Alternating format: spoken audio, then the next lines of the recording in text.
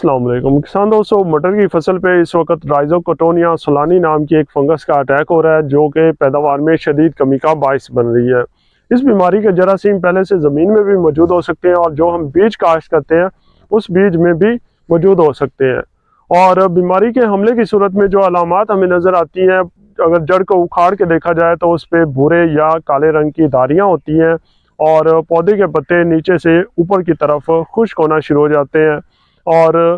जो मटर की फलियां हैं वो बहुत ही कम मिकदार में लगती हैं और फलियों में दाने या तो बहुत ही छोटे होते हैं या फिर होते ही नहीं और फलियां खाली होती हैं, जो कि पैदावार में शदीद कमी का बायस बनती हैं। इस बीमारी को कंट्रोल करना बिल्कुल आसान है। सबसे पहले तो आपने जब काश्त करने लगे तो उस वक्त बीज की सीड ट्रीटमेंट करके काश्त करें, ताकि अगर ये बीमारी फैलाने वाले पैथोजन जो हैं वो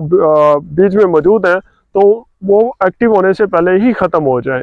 और अगर आपकी फसल पे ये बीमारी हमलावर हो चुकी है तो आप इसके लिए ट्राइकोशील्ड के 60 कैप्सूल्स फी एकड़ फ्लड करें। ट्राइकोशील्ड एक किसान दोस्त फंगस है जो कि राइजोकोटोनिया को बहुत ही अच्छे तरीके से कंट्रोल करती है। ना सिर्फ कंट्रोल करती है बल्कि पौधों की बीमारियों के खिलाफ कुव्वत मुदाफ़ियत को भी कई गुना तक बढ़ा देती है और पौधे बीमारियों का बहुत अच्छे तरीके से मुकाबला कर सकते हैं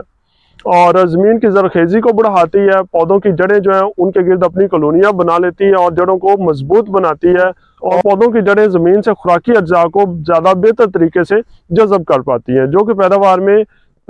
इजाफे का बायस बनती है।